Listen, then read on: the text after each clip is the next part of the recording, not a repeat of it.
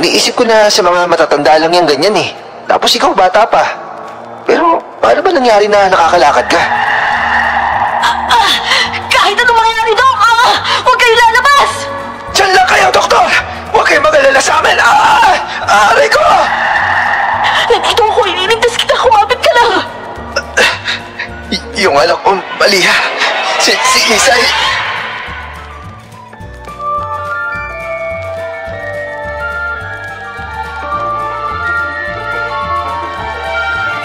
Magandang araw sa lahat ng tagapakinig ng channel na ito. Katulad ng iba, meron din akong karanasan na masasabing hindi ganon kadaling makalimutan. At magsisimula ang kasaysayan na ito noong mga panahong may nakita akong doktor na binablackmail ng mga rebelde. Ako nga po pala si Maria. At ito ang aking kwento. Bago ko po simula ng istorya, huwag kalimutang mag-subscribe bilang suporta sa ating channel.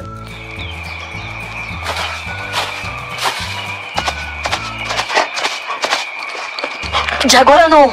May nahanap ka ba? Baka nandun. Meron dun. Bilisan mo. Ano yun?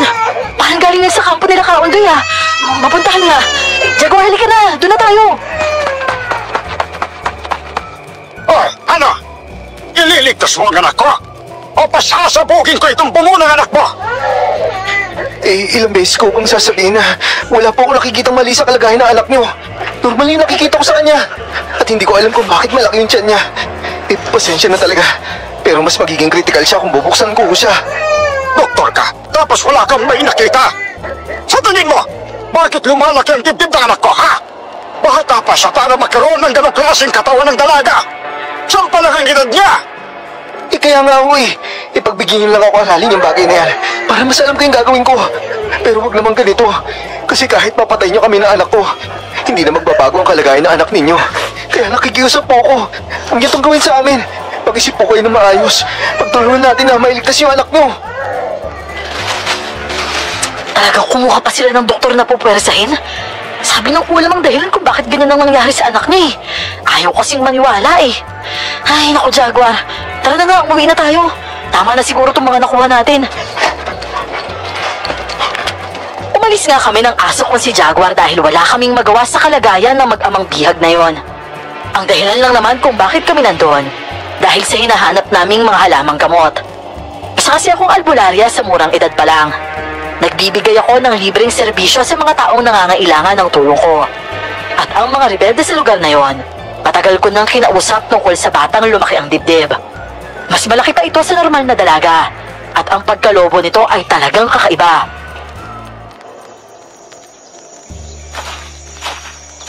Apo, mabuti naman at bumalik ka na. Ang buong akala ko, pinuntahan mo na naman yung kinaroroonan ng mga rebelde na yan, kaya ka natagalan eh. Ano? Marami ka bang halamang gamot na nakuha? Opo, ito po lo. Mahirap hanapin yung nakuha ko nung nakaraan eh. Kasi nga, bihira lang yun. Kaya mas mabisang gamot talaga ang bihira. Mabuti pa, akin na yan. At namahugasan ko na. Para naman mamaya, magawa mo na yung gusto mong gagawin dito. Maraming salamat po, Lolo, ah. Nga po pala. Lo, nakalimutan ko po sabihin na bukas may pupuntahan po kaming baryo ni Inang Ana. Naposes na naman po kasi yung pasyente noon. Kailangan ako bilang isa sa mga daan. Ay, nako naman talaga. May magagawa pa ba ako dyan? Ikaw sa bagay. Pinagaling ka para sa ganyang obligasyon. Kaya sige na, ikaw nang bahala po.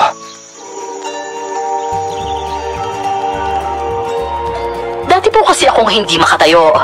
Pinagaling ako ng punong albularya o babaylan kung tawagin para sa isang obligasyon. Gumaling ako matapos kong mangako sa obligasyon na ginagawa ko sa ngayon. Naging isa akong albularya. At maniwala man po kayo at sa hindi, ang gabay ko po ay merong pisikal na anyo. At yun po ay si Jaguar. Tinuturing siyang kinakatakutang aso ng mga aso dahil sa pagiging kakaiba niya. Hanggang sa kinabukasan nga, dumating na ang gagawin naming aktibidad na yon. O ano? Ayos ka na ba, Malia? Opo naman, Inang. Handang-handa na po ako. Pero, bakit naman po ganyan ang ngiti mo, Inang? Kasi nga, may mga tao kaninang nakita ka na paparating pa lang. Halos hindi sila makapaniwala na nakakatayo ka na. Totoo raw pala talaga yung kakayahan ng mga gabay natin, sabi nila. Kahit nga po ako, halos hindi po ako makapaniwala eh. Pero 3 buwan na po akong ganito at tuloy-tuloy po yung obligasyon ko. Meron ka kasing misyon. At isa pa kinikilala ka sa ibang lugar na mabisa. Oo nga po, Lola eh.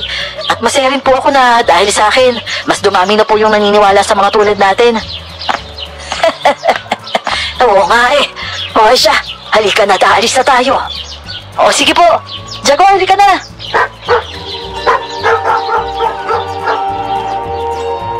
Hindi na kami nag-aksaya ng pagkakataon.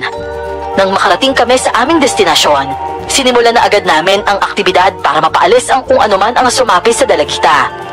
Hindi naging madali sa amin ang gawain yon dahil masyadong malakas ang sumapi. Pero sa huli ay nagtagumpay rin kaming mailigtas ang dalagitang yon. Nailigtas nga namin siya, pero naiwan ang trauma. Ay, nahirapan tayo dun, Inang Pero nagtagumpay pa rin naman tayo. Napakagaling niyo po talaga. Hindi ko naman magagawa yon kung hindi dahil sa'yo. Kaya maraming salamat dahil sinisikap niyo rin makatulong. Kaya hindi lang ako ang nagtatagumpay ngayon. Si Inang naman talaga syempre naman po, hindi biro yung pabor na binigay niya sa akin. Sarili ko kayang kakayahang tumayo yung balatong nakuha ko. Kaya bakit naman po hindi ko gagalingan, di ba po? Kasabagay nga naman. Siya, tara na. Sa amin ka na muna matulog dahil gabi na. Ay, naku, wag na po, Inang. Si Lolo po kasi walang kasama sa bahay Kasama ko naman po si Jaguar. Ay, kung sa bagay, iba na ang kakayahan ng gabay mong yan. Siya, sige na. Halika na't umuwi na tayo. Hindi ako takot mag-isa sa gabi hanggat kasama ko ang aso ko. Lagi kong ginagawa ang ganon at lagi naman akong nakakarating ng ligtas sa bahay. Pero sa pagkakataong yon, nang malapit na ako sa bahay namin, narinig kong may lalaking umiiyak sa bandang makahoy na lugar. Yung daanan kasi nasa gitna ng kakahoyan talaga. Sandali lang akong napahinto noon para mas mapakinggan pa ang ingay. At habang tumatagal, nauulinigan ko na ito ng mas malinaw. Isay, kaya mo yan. Umiiwan si Papa. Pakiusap, Isay. Diyos ko, huwag naman po ganito. Jaguar, narinig mo yun? Parang may umiiyak Isay, may tao. Sino yan? Ayos lang ba kayo dyan? Tulungan niyo kami ng anak ko. May sugat yung anak ko. May sugat? Naku, sandali. Papunta na ako dyan. May tama silang bala at nawala silang malay. Kailangan niya madala sa ospital. Pakiusap. Kaya ko siyang gamutin. Teka nga, patingin ako sa kanya. Naku, ang daming dugo Nasa ba yung sugat niya? Ito, walang bala sa loob pero maraming dugo yung lumalabas sa kanya. Tumagos kasi yung bala sa tagiliran niya Naku, kawawa naman siya. Masyadong malayo ang ospital dito para sa kanya. Bundok kasi ito at hindi tayo makakakuha agad-agad na sasakyan. Sa bahay na lang. Kaya ko siyang gamutin doon. Bakit? Doktor ka rin ba? Hindi ako doktor, pero albularya ako. At yung mga ganitong klase ng sugat, kaya ko siyang gamutin. Teka. Parang ikaw yung doktor na nakita ko dun sa kuta nila Kaundoy Kilala mo sila? Oo. At sila yung mga taong kinakatakutan sa lugar na to. Oo nga pala. May sugat ka ba? Kasi kung meron, ako na magbubuhat dito sa bata. Meron ako dito sa binte pero ayos lang to. Iwanan ko muna. Oo, sige. Ako na lang magbubuhat sa kanya kung ganon. Agad kong binuhat ang batang babae na walang malay at sumunod ang lalaki sa akin na paika-ika. Maya-maya pa, may mga narinig kaming ingay ng mga kalalakihan na para bang may hinahanap. Nataranta naman ng lalaki at sinabi niyang mga rebelde raw yon, kaya kailangan pa naming magtago. Tutuhapin niyo! Baka rin dyan lang yan! Sugatan naman ngayon! May hinata sila lumayo! Sila nga yun. Jaguar, ayos lang ba? Ikuha mo ko ng dahon ng hagonoy Kailangan kong ilagay sa mga sugat nila para tumigil na yung pagdurugo. O sige, salamat Jaguar Anong ginagawa mo? Ba't mo inuutosan yung aso? Eh kasi sumusunod siya. Oh, kita mo na, umalis, di ba? Hintayin na lang natin. Maniwala ka, magiging ayos rin tong anak mo. Ano? Wala dyan! Ay, paano dito? Tignan niyo dito, banda! Ay, doon na! Ayun na, may bato dito! Tignan niyo doon! Diyos ko, dito sila pupunta. Shh! Kumalma ka lang. Tumama ang ilaw sa bato na pinagtataguan namin. Pero dahil malaki ito, hindi kami nakitang nagtatago. Ingat na ingat rin kami sa kinaroroonan namin nang lumapit sila at tumama pa sa mata ko ang ilaw ng flashlight. Mabuti na lang, merong damo, kaya naprotektahan pa rin kami nito. Ay, naku, ano ba yan? Wala! Ay, baka doon! Sige, puntahan niyo yung area na yun! Kilos na! Wala na sila. Oh, Jaguar, buti naman nandito ka na. Salamat dito ha. Oo, ano yan? Hagono ito, pampatigil dyan sa pagdurugo. Ilalagay mo yan sa sugat ng anak ko nang hindi mo hinugasan? Hala, sa tingin mo ba makakapaghugas tayo dito? Hindi. Madumi yan. Baka magka-infeksyon yung anak ko. Hindi magkaka-infeksyon yung anak mo. Roberto, ano ka ba? Kaganyan-ganyan ka, mamaya hindi natin maligtas to eh. Ano ko ba? Alam ko yung sasabihin ko dahil doktor ako. Alam ko yung madumi tsaka hindi. Oh, doktor ka pala eh. Bakit wala kang gamit dyan? Malamang tumakas kami. Hindi ko nadala yung gamit ko eh. Oh, di huwag kang magreklamo dyan kasi wala kang dalang gamit. Ako meron. Kahit saan may gamit ako. At kung hindi ka susunod sa akin, mamamatay ang anak mo. Ramdam na ramdam ko natutol siya pero wala siyang magagawa dahil ako na lang ang paraan para mailigtas ang anak niya. Sa huli ay hinayaan niya rin ako. At matapos kong patuluan ng katas ng hagonoy ang sugat ng bata. Kahit hindi ko masyadong sigurado kung sentro talaga sa ugat noon ang tumutulong katas. Pero alam ko kung kahit papano ay nalagyan ito. Pagkatapos kong magamot yon, agad kaming umalis sa lugar na yon. Mabuti na lang hindi na kami nakita pa nila Kaondoy, kaya dire-diretso kaming umuwi sa bahay. Oh, Apo! Anong nangyari dyan? Diyos ko naman, yung bata duguan!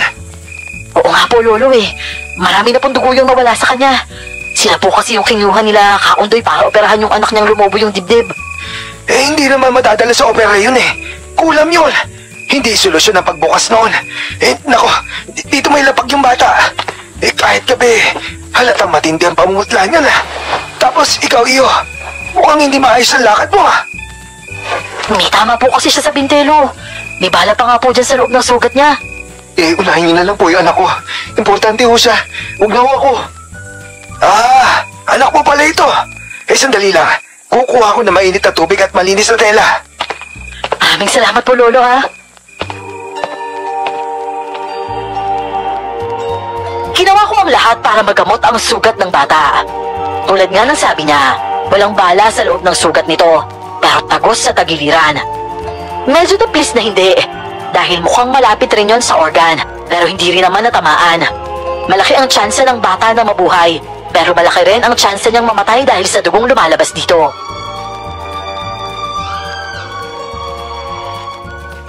Gano'n na ba katagal nagdurugo yung sugat niya? Sa awa ng Diyos, wala pang isang oras. Napigilan ko rin naman yun eh. Pero syempre, meron at meron din lalabas. Mabuti na lang dumating ka at nabutan mo pa siya. Ay, kung kanina pa lang kasi kumuha ka na ng hagonoy, hindi na siya hanto sa ganitong sitwasyon. Wala kasi akong ilaw eh. Mamaya baka kung anong klaseng dahon pa makuha ko. Sa bagay, o nga naman. Awakan mo nga muna siya dito. Lilinisan ko lang yung sugat niya. Ako na lang gagawa. Pengin na lang ako ng bulak. Ay, naku. Wala kaming ganyan dito. Iba yung ginagamit ko sa panggagamot. Hindi ko kasi kabisado yung panggagamot mo eh. Ako kasi alam ko. Pwes, wala kang gamit dito. Albularya ako at manggagamot ako. May paraan din ako para magamot to. Manahimik ka na nga lang dyan. Ako nang bahala dito sa anak mo.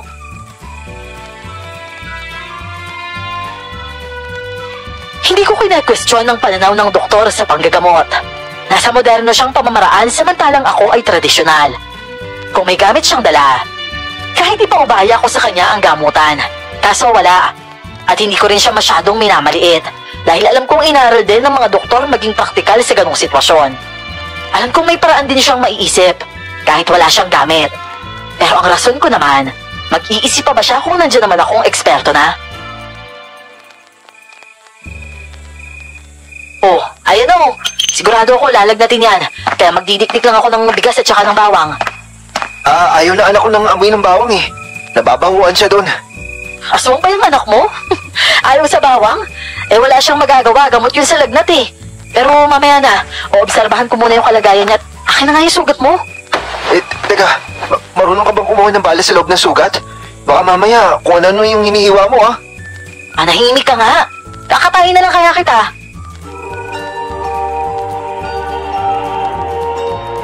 Agad ko siyang tinapunan ng masamang tingin kahit na noon ko lang siya nakasalamuha talaga. Nanahimik naman siya base sa sitwasyon niya nung panahong yon. Ginamitan ko lang siya ng matulis na labaha at saka maligamgam na tubig. Pati kasi sa bahay na yon, may kaalaman ako kaya nagawa ko ito sa kanya. Tinalihan ko lang ang itaas na bahagi kung saan nasa ibabang banda ang sugat niya para mabawasan kahit papano ang sakit. Mabuti na lang, matibay rin ang loob niya kaya nagawa ko yon na hindi ako masyadong nahihirapan. Oh, ayan o. Magpahinga ka na muna ha. Ako na magbabantay sa anak mo. Maraming salamat. Aray. Ano, kailangan mo ba ng tulong? Hindi. Ayos lang ako. Salamat Pero, tagasan ka nga pala. Doktor ka lang ba dito sa bayan namin? Hindi. Galing ako sa syudad. Masyadong malayo dito. Tawid dagat pa kami. Oh, malayo naman pala eh. Paano ba kayo nakuha ng mga yun? Bale, nasa loob kami ng ospital nang tinawagan ako ng yaya na anak ko. Nang biglang may kumuha daw sa kanila. Pinapunta ako sa isang lugar kung nasan sila. At ayun nga, iniwan kami ng yaya. Kaya dinala kami ng anak ko. At saka masaklap pa, kakilala ng yaya ng anak ko yung mga taong yun. Bale, niloko siya para makuha lang kami. Bale yaya ng anak mo pala yung dahilan kaya kayo nakuha. Siya pala yung may connection sa kanila. Sa totoo niyan, gusto ko talaga manisi. Pero minsan, naisip ko rin. Baka hiningaan siya ng tulong at nagtanong kung paano ako malalapitan. Para malaman yung detalye tungkol sa akin. Baka nga rin nabanggit niya na meron ako anak kaya pati yung anak ko nadamay. Naku, kawawa pala yung asawa mo niyan. Baka sobrang nag-aalala na yun sa inyo. Pero wala akong asawa eh. Ha? Wala kang asawa? Nasaan na yung nanay niyang anak mo? Hindi namin kasama eh. Ganun ba? Single dad ka pala? Ganun na nga. Pero matanong ko lang, bakit hindi makakatulong sa anak ni Kaundoy yung buksan yung katawan na anak niya? Sa totoo lang, marami na akong pagsusuri na ginawa pero hindi ko pa rin makita yung diferensya nun. Hindi mo talaga makikita yun. Kulam yun eh. Ayaw lang nilang maniwala dahil hindi naman daw totoo yun. Kulam? Paano ba nangyayari yung kulam? Hindi ka rin naniniwala? Medyo mahirap kasi paniwalaan yun eh. Mahirap kasi talagang paniwalaan yung kababalaghan. Pero buksan mo lang yung isip mo. Totoo ang kulam. Ginagamitan kasi yun ng itim na mahika. Ano ka ba? Hindi lang siyensya ang umiiral sa mundo, no? Maraming kababalaghan dito na sa bundok mo lang kadalasang matatagpuan. Ewan ko. Ngayon lang ako nakarating sa lugar na to eh. Kaya medyo hirap na hirap kami magtago kanina. Pero mabuti na lang dumating ka. Maraming salamat Ayos lang yun. Halos pareho lang naman talaga tayo ng layunin eh. Kapag buhay na ng tao ang pinag-uusapan, gagawin talaga natin ang lahat makapagligtas lang. Ang pinagkaiba lang natin, pinag-aralan mo yan sa modernong pamamaraan. Tapos ako naman, pinili. Pinili? Anong ibig mong sabihin pinili? Pinili. Pinili ako ng gabay. Lumpo kasi ako dati. Ano? Paano lumpo ka dati? Mabuti okay ka lang ngayon. Oo, okay na ako ngayon dahil nga nangako ako ng obligasyon. Obligasyon na? Manggamot ng libre. Ng libre? Ibig sabihin, totoo pala talaga na libre kapag sa albularyo ka magpapagamot. Ako kasi, kahit hindi ko kabisado yung bundok, kahit papaano may mga naririnig tsaka nababasa ako impormasyon tungkol sa mga ganyan. Ang totoo nga niyan, iniisip ko na sa mga matatanda lang yung ganyan eh. Tapos ikaw bata pa. Pero paano ba nangyari na nakakalakad ka? Basta bigla ka na lang nagkaroon na kakayanan tumayo? Hindi, ganito kasi yan. Gumaling ako sa pamamagitan ng basbas. Hindi rin naging madali yung basbas na yun. Matagal rin itong natapos pero nung nanumpa na ako na handa na akong gawin yung tungkulin, nakuha ko na yung kakayahan kong tumayo. Parang himala, di ba? Pero basta buo yung paniniwala mo, makikita mo talaga yung resulta. Pero kung hindi buo yung paniniwala mo, hindi mo rin makikita yon. Ganun pala yun. Parang hindi naman kapani-paniwala. Parang hindi ka panipaniwala kasi nga kakaiba. Pero alam mo, yung mundo nagsimula sa pagiging ganyan, di ba? Wala tayo sa mundong to kung hindi tayo ginawa gamit yung kapangyarihan. Maaaring hindi lahat ng pantasya, totoo. Pero may mga bagay talagang mahirap ipaliwanag kung paano nangyari yun. Tumango lang siya noon na parang sinasakyan na lang ako. Alam ko naman na hindi pa rin siya naniniwala. Siyensya pa rin kasi ang binabasihan niya. Pero ako, wala na akong pakialam sa ganon. Hinayaan ko silang mag-ama na matulog sa kwarto ko. At ako naman ay nagbitbit na lang ng kumot at unan para sa sofa na lang sa labas matulog. Ngunit hindi rin ako nakatulog sa gabing yon dahil sa ingay ng mga alulong ng mga aso. Oh, Apo, ano? Ayos ka lang ba dyan? Kung gusto mo, palit na tayo ng higaan. Ay, hindi na po, Lolo. Ayos lang po ako dito. Medyo maingay na yung mga aso eh. Oo nga eh. Kanina ko pa naririnig yung mga yan. Hindi na nga po ako umiimik. Wala naman po imik si Jaguar eh. Kung sa bagay nga naman, sabihan mo na lang ako kung meron talagang kakaiba. May mga buntis pa naman sa bandang dulo ng baryo natin. Tungkol naman po kay Lolo, isa rin siyang manunugis. Lolo niya rin noon ang albularyo at pagkatapos ng 40 taon, mula nung namatay siya, ako na ang apong napili ng mga gabay niya. May mga kapatid naman po ako. Ang totoo nga niyan, 8 kami at pang-5 naman po ako. Pero nakatira naman sila malapit sa bayan at ako lang mag-isa dito sa lolo ko. Bale, hindi naging maganda ang karanasan ko sa pamilya ko nung panahong lumpo ako. Kaya kahit sabihing mas maganda ang buhay sa bayan, hindi ko talaga iiwanan ang bundok dahil dito ako binigyan ng pabor para makalakad.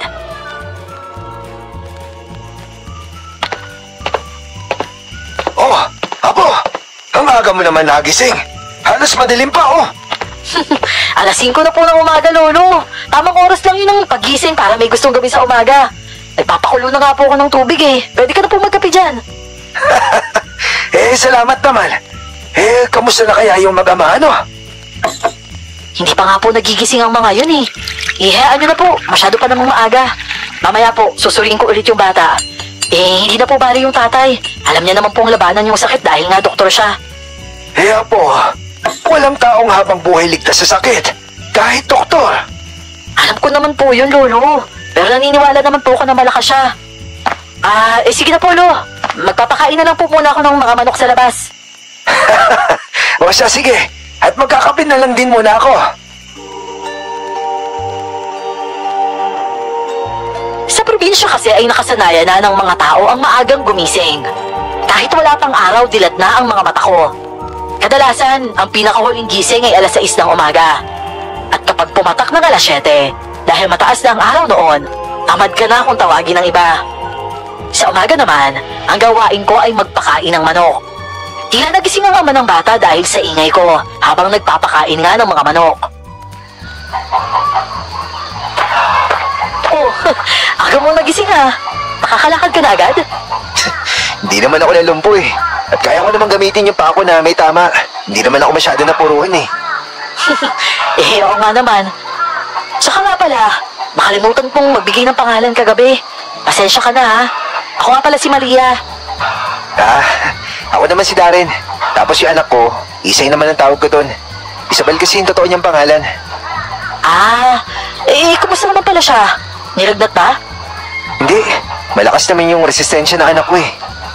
Mabuti naman kung ganun. Nga pala, nagkakape ka ba, Dok? Meron na pala akong napakulong tubig dyan sa loob. Teka nga lang, pagtitimpla na lang kita. Ano ba gusto mo? Matamis o hindi? Salamat ah. Tsaka hindi pala ako mahilig sa matamis. O siya, sige.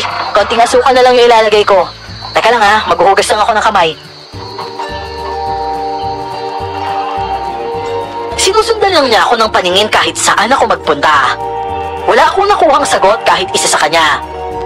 Inaasahan ko kasing sabihin niyang siya na lang ang magtitimpla dahil baka madumi ang gawa ko. Hindi ko naman sinasabing basta doktor maarte. Sadyang yun lang talaga ang pag-uugaling pinakita niya sa akin una pa lang. Pero nang ipagtimpla ko siya ng kape, Tinanggap niya lang ito at ininom rin. Oh, anong lasa? Masarap. Masarap? Talaga? Hindi ba yan ano-ano lang, yung bola lang? Masarap nga, seryoso. O sige, sabi mo eh. Masarap, hindi masarap. Nga pala, titignan ko lang yung anak mo ha. Hindi na.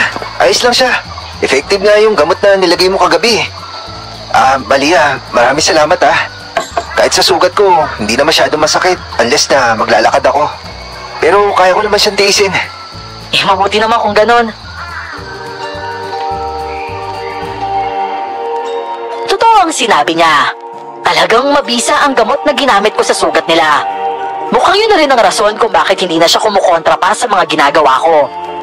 Pagpatak naman ng alas 8 ng umaga, nagising ang anak niya kaya ginawan ko na ito ng makakain. Naglagay lang ako ng niluto kong lugaw sa plato at binigay sa kanya para siya na ang magpakain sa bata.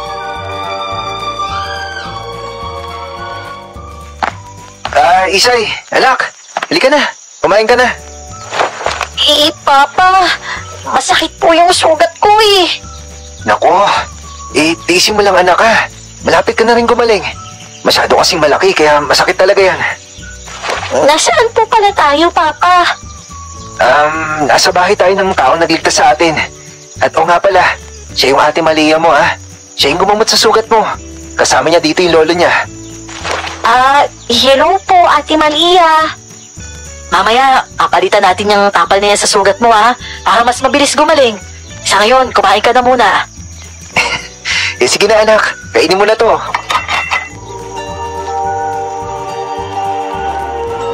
Halos ayaw umalis ng mata ng batang babae sa akin noon. Kahit bumubuka ang bibig niya at sinusubuan ng ama ng pagkain, nasa akin pa rin talaga siya nakatingin. Sa unang tingin, maayos naman ang bata. Masunurin din ito sa ama at higit sa lahat ay maganda. Pagkatapos niyang kumain, pinainom na rin namin ito ng gamot na ginawa ko. Walang tableta-tableta akong ginamit noon. Lahat ng binigay kong gamot talagang napaka-natural at herbal.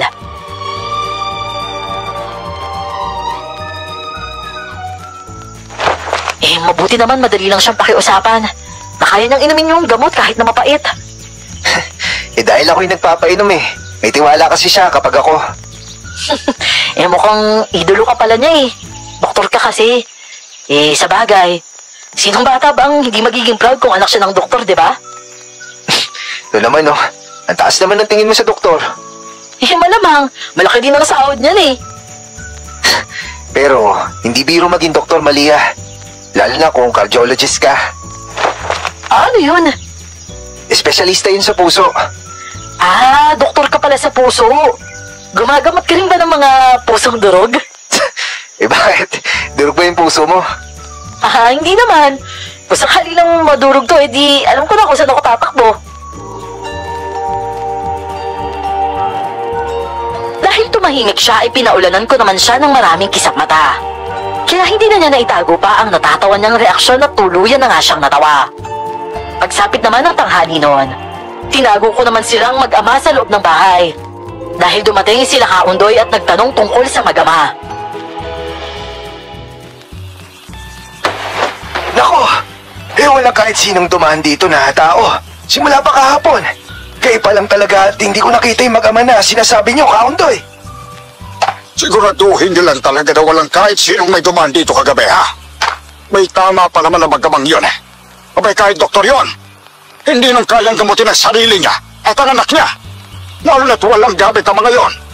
Kayo lang ang posibleng gumamot sa mga yon. Pero wala naman talagang dumaan dito. At kung meron man, tapos doktor pala yon, nako, hindi ko alam kung maniniwala yun sa kakayanan ng apo ko. Alam niyo naman yung mga doktor minsan, hindi ba? Parang kayo lang din, hindi naniniwala sa mga albularya. At saka sandali nga, yung bang doktor na yan kinuha niyo para sa anak mong lumubo yung dibdib? Yun nga. Ay, Kaundoy naman eh. Bakit kasi ayaw nyo na lang pong maniwala na kinukulam nga po yung anak nyo? Ako lang po yung makakatulong sa kanya. Kailangan ko lang po ng permiso nyo.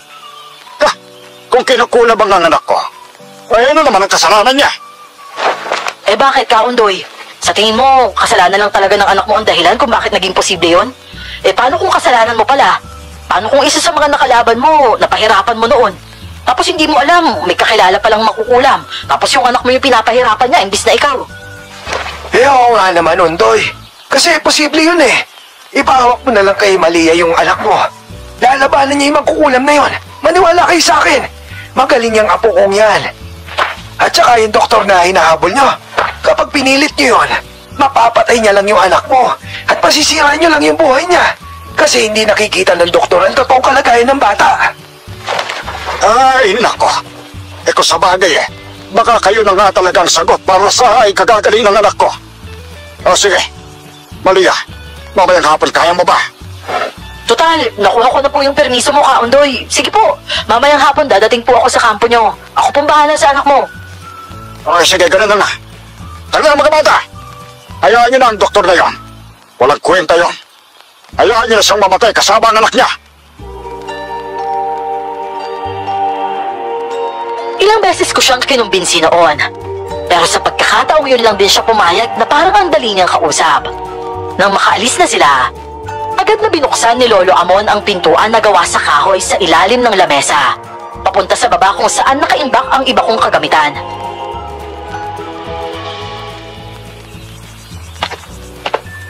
Ano, Dok? Ayos lang ba kayo dyan?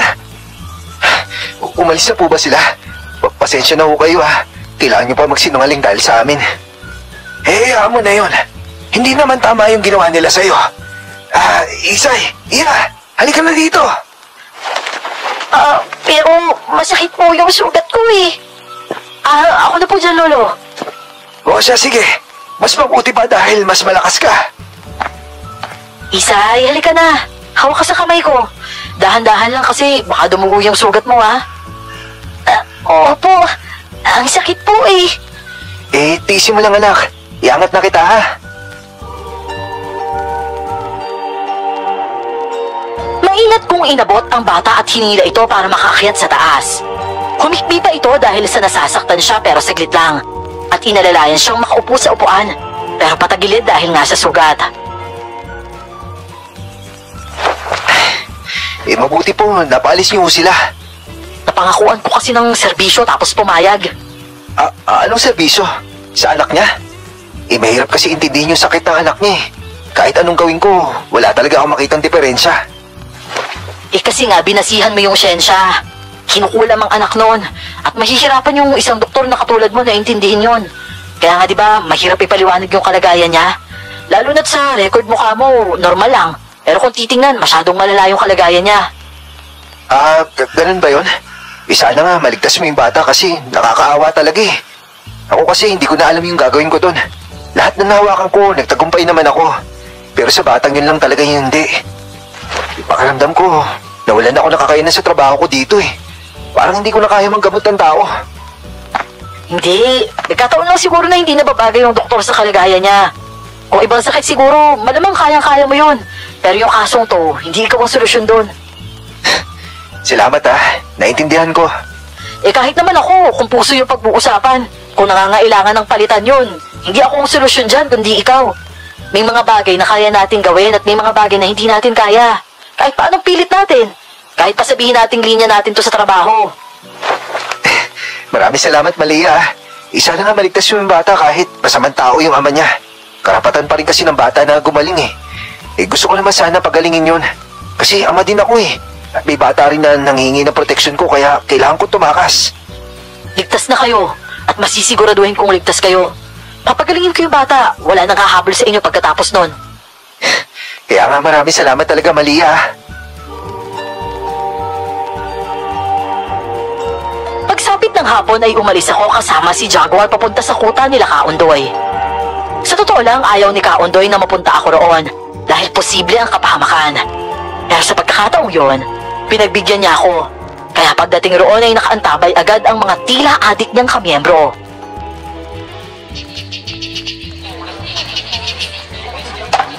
Paraling siya! Susubukan kong kakayahan niya kung kaya niyang pagalingin ang anak ko. Dahil kasi ang sabi niya, pagagalingin niya raw ang anak ko. Kaundoy naman! Huwag mo sabihin naniniwala ka sa babaeng yan! At ayaw ko nagkukunwari lang pala yan! Mawalang ganang na ho. Wala akong bayad na tinatanggap para pag-aksehan ng oras ang bagay na to. Kung nagkukunwari lang naman ako. Sa tingin nyo, kung halimbawa nagkukunwari lang ako, ano naman na makukuha ko dun?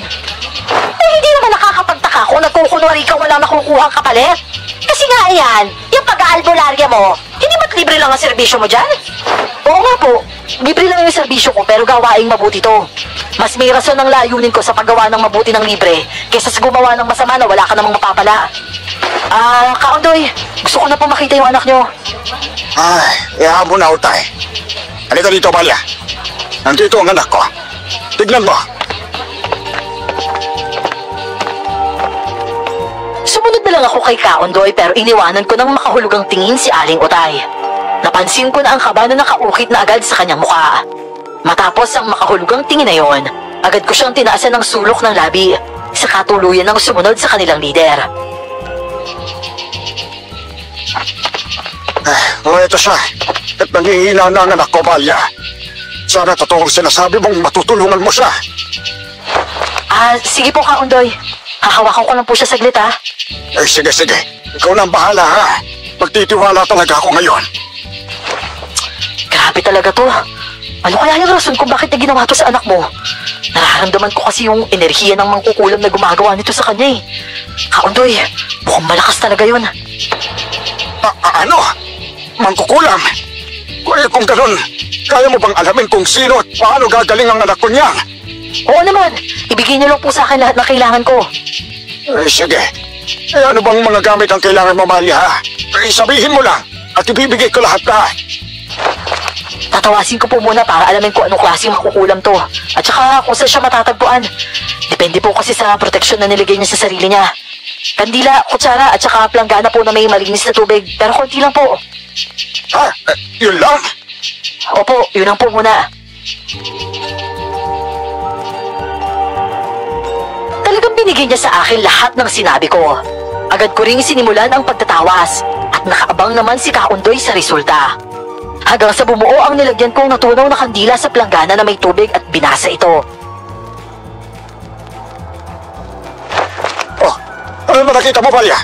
Sinong gumagawa nito sa anak ko? Malalaman ko ba? Isang usikan po to. Matandang babae na may maliit na itim sa mata. Matandang babae? Opo, pero tumanggap lang siya ng serbisyo. Kaya ibig sabihin, yung kumausap sa kanya ang may galit talaga sa'yo o sa anak mo. Pwedeng kakilala mo o pwedeng nakabangga mo noon. Anak na. Sino kayang gumagawa nito? Aalamin po natin. Kaya nga, kakalabitin ko muna yung usikan na to. Kalabitin? Paano mo kalabitin kung hindi naman kayo magkasama? Hindi naman po literal na kalabit. Si Kaundoy talaga. Ang ibig ko po sabihin, magpaparamdam po ako sa usikan na yon. Kaya sisimulan ko na po yung paggamot sa anak nyo para maramdaman niya ako. Ay, ganun pala. Sige. Gawin mo kung anong kaya mong gawin, ha? Unang ginawa ko sa anak niya ay hinaplasan ko ito ng langis sa noo. Sa simpleng bagay na ginawa kong yon, alam kong nararamdaman na niya ako. Tinuloy ko lang ang paggamot sa bata hanggang sa huli ay tumatama na sa akin ang puwersa niya. Ngunit hindi ko nagpatinag, lalo na't ang huli kong hinaplas ay laway na ng aso ko si Jaguar. Hindi ko sinasabing nakakagamot ang laway ng aso. Pero sa kaso ni Jaguar, malayo siya sa mga normal na aso lang. Hindi kasi siya ordinaryo. Ano, Malia? Kamusta na ang anak ko? Maghintay lang po tayo ng 2 oras. Liliit po ng konti ang dibdib ng anak nyo. Hindi po ito madali. May oras po tayong dapat hihintayin. Pero hahantong pa rin tayo sa punto na gagaling siya. Sige. Titignan ko ang resulta niyan pagkatapos ng 2 oras. O sige po. Hindi na lang po ako aalis sa tabi niya. Maraming salamat, Malia, ha? Habang naghihintay ng 2 oras at nasa labas si Kaundoy, pumasok naman si Kautay. Masama ang mga tingin nito sa akin, habang ako naman ay hindi siya nilulubayan ng tingin.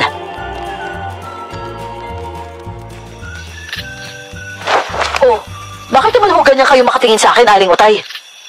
Gaano ba kagaling na kaya mong pagalingin itong bata, ha?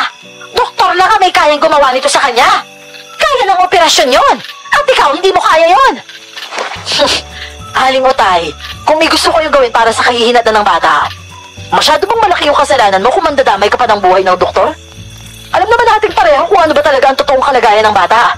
At alam mong albularyo ang sagot sa kanya. At ano gusto mong palabasin sa pinagsasasabi mo dyan? Alam mo kasi, Aling Utay, hindi naging maingat yung usikan. Unang tingin ko pa lang sa bata, alam ko na kung sino ang gumawa at kung sino ang nagpapagawa. Oh, tapos? Bakit mo sa akin sinasabi yan?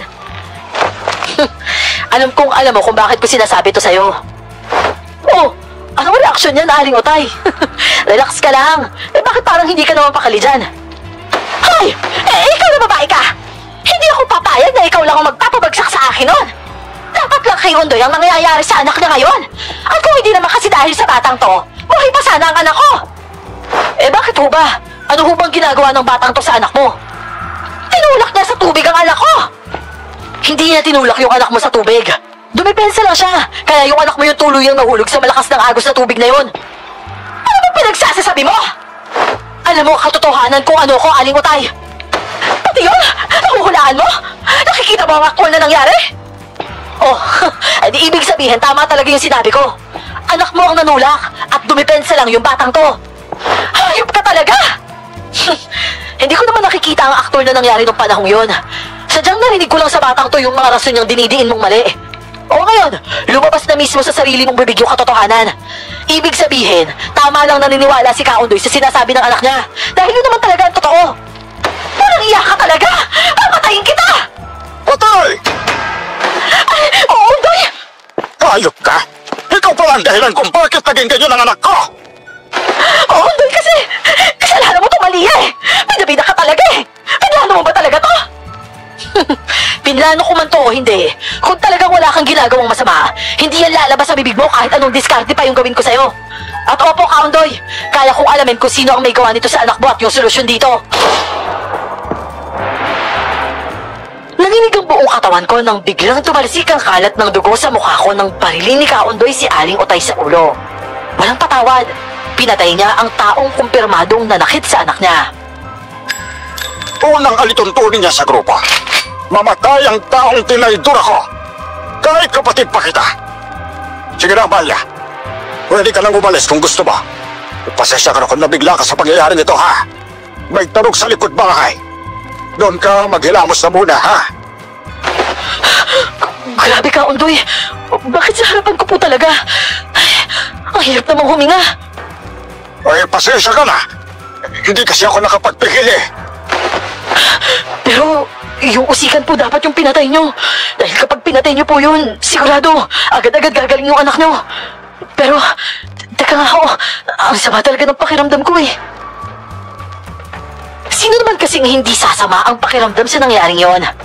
Nangibabaw pa ang amoy ng lansa dahil natalsikan ng dugo ang mukha ko. Ni hindi ko nga alintana na may mga pumasok na kasamahan niya. Nagulat sila sa nakita nilang sitwasyon, pero hindi sila makareklamo. May isang umakyat at sinisi siya, pero wala siyang pakialam. Ako naman, halos hindi makalakad ng maayos nang lumabas ako ng bahay at dumiretso sa tarog na nasa likuran. Matapos maglinis ng sarili doon, lalo na sa mukha, nagpaalam na lang muna ako na umuwi.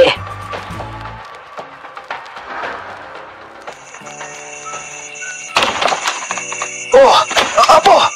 Diyos ka naman! Ano ba nangyari sa'yo? Malia? Ayos ka lang ba? Ay, para akong tatakasan ng espiritu ko sa mga nangyari dun eh. Oo nga. Ako rin para rin akong tatakasan na espiritu sa nakita ko sa'yo ngayon. Bakit duguan yung damit mo? Tapos, alasa-alasa mo ba? Malia, may nangyari ba dun? May sugat ka ba? Kumalma nga lang kayo. Ano ba kayo? Ay, dugo kasi ito ni Aling Utay. Nahuli kasi sa sariling bibig niya na pinapakulam niya yung anak ni Kaundoy. Doon sa isang usikan. Ang masakla pa doon, narinig ni Kaundoy yung mga sinabi niya. Kaya walang ano-ano, binarin niya sa ulo yung kapatid niya. Ano? Magkapatid sila? Oo, pero sa ama lang. Abay, teka nga. Si Utay yung dahilan? Kaya nagkaganon yung anak ni Undoy? Naku naman. Ba't naman niya ginawa yun? Sadali lang ho. Kukuha lang po ako ng tubig para may masmasan si Malia. Oo, sige. Salamat na rin ha.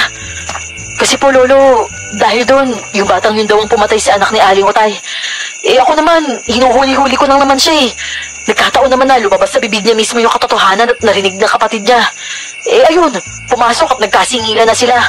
Hindi pa nga nakakapagsalita ng maayos si Ari Utay sa mga dahilan niya. Pinatay agad siya tapos sa harapan ko pa. Diyos ko po, Lolo. Kung alam niyo lang, para akong matutumba nun sa harap ni Kaundoy. Tinapangan ko nga lang yung loob ko.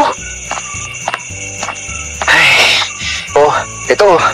Mabuti, nayaan ka niya umuwi. Dahan-dahan lang ha. Baka mamaya mabigla yung katawan mo. Halatang kabado ka pa kasi. Naku, salamat talaga. At saka oo, kabado pa rin talaga ako. Kung alam niyo nga lang, naglalakad akong parang wala sa sarili. Pakiramdam ko nga, nasa harapan ko pa rin yung nangyayari. Kung ganon, magpahinga ka na. Maglinis ka muna ng sarili mo at kumalma ka. Talagang naligo ako nung gabing yon. Maalis lang ang lansa sa katawan ko. Nang ayos na ako sa sarili ko, umupo na lang ako sa mahabang upuan. Paika-ika naman akong nilapitan ni Darren at umupo rin siya sa harapan ko.